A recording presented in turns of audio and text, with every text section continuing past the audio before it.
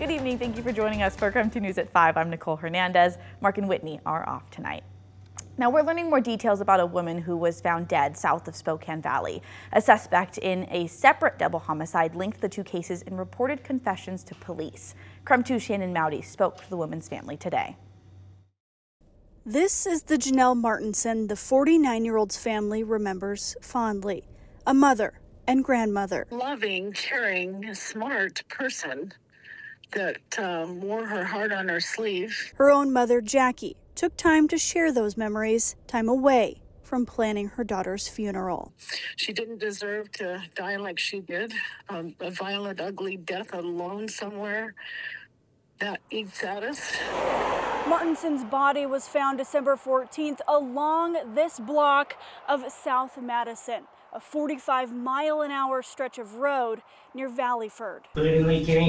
The reported confessions of Brandon Kenny, the suspect in a separate double homicide, may hold more answers on Martinson's case. Kenny's accused of murdering Colton Russell and Kiara Morgan Weiland, who court records show were suspects in what was at the time Martinson's disappearance. The affidavit in Kenny's murder case says he told investigators he went to Russell's home in November, where Russell told him he accidentally killed Martinson. In his reported confession, Kenny said Russell put a gun in his mouth and told him he had to help move Martinson's body or he'd be killed too. Kenny said he helped put Martinson in the back of Russell's pickup, then left.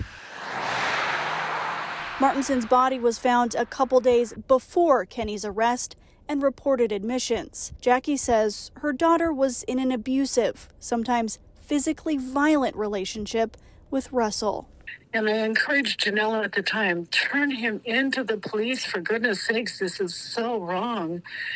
But she wouldn't do it. They had this bond that was, we couldn't imagine why.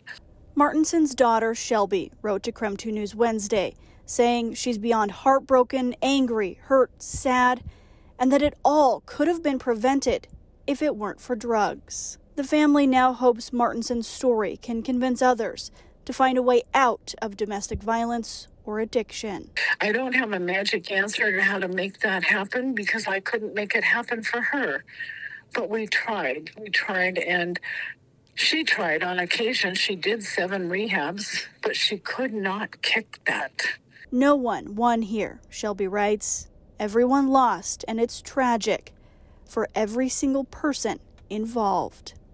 Shannon Mowdy, KREM 2 News. An update now in the conference search for Washington State's athletic programs outside of football. KREM 2 Sports Director Travis Green joins us now with today's reported agreement. Travis?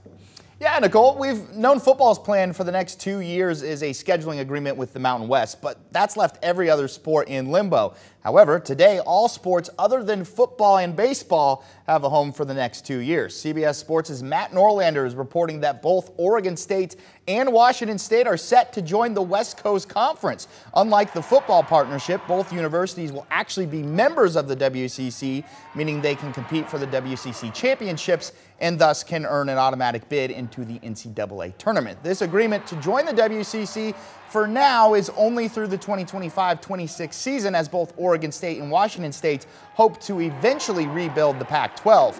They are using the 2-year grace period to give them time to figure out the future there. Now, today's agreement does not include baseball. Reports are that both Oregon State and Washington State will be independent in baseball, meaning every game they schedule will be non-conference opponents and will need to receive an at-large bid for the NCAA tournament. And with Washington State set to join the conference, that means we will finally be getting a WSU and Gonzaga men's basketball matchup for the first time since 2015. I know that's something our basketball fans will be thrilled to have it take place. Nicole? Breaking news to tell you about tonight, Toyota is recalling more than 1 million vehicles for potential airbag problems. The company says there's a defect that could cause airbags not to deploy, which of course could mean more risk for injuries. The recall is for a range of Toyota and Lexus cars between the years 2020 and 2022. Those include Avalons, Camrys, Highlanders, RAV4s, Siennas, and Corollas. And Honda is also recalling cars tonight, more than 100,000 CRV hybrid vehicles. They say there's risk of fire or injury in a crash. Honda says if you hit the left front fender, it could cause a short to the power circuit and the battery cable to overheat. The recall is also for model years 2020 to 2022.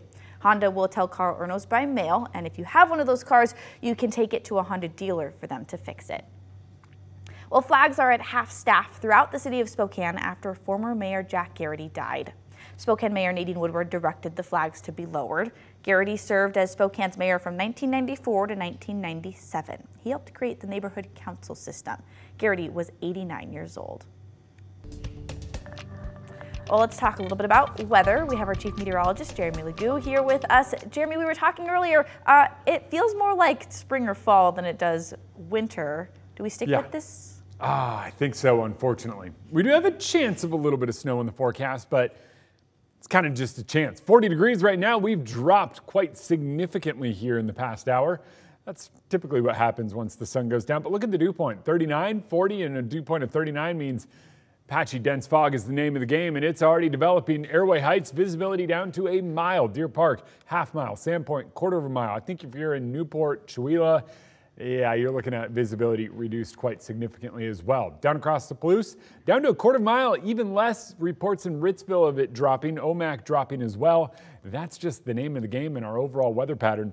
That patchy fog and reduction in visibility kind of sticks around as we get into the day tomorrow. No big change expected until Friday when we get rain and snow to start over on the west side early in the day. We'll eventually see that snow creep its way over the Cascades. But look, it starts as rain, top down cooling along this cold front is what brings us snow eventually. And I think we might even see a little fall here in Spokane, but I still don't think it amounts to a white Christmas. In fact, I think it's kind of dismal at best. We'll talk snow totals and why I don't think we can trust the forecast models just yet, coming up in your full forecast.